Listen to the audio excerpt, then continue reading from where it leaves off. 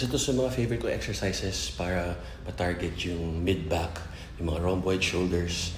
Ang execution niya sa bench, para hindi masyado yung lower back. Bale, extend, tapos hatak lang, ipit sa likod. Yung C ko pang 4, so I guess, incline siya. So yan, exhale, hold, stretch, hold, stretch, hold. Depende yan sa sa siko nyo, sa posisyon ng siko, ng elbows nyo, kung ano yung tatamaan na part.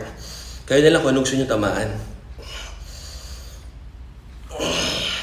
Pag sa harap, puro siya shoulder straps. Pag dito, mid-back. Pag ibaba ko pa ng konti, rows na siya lats.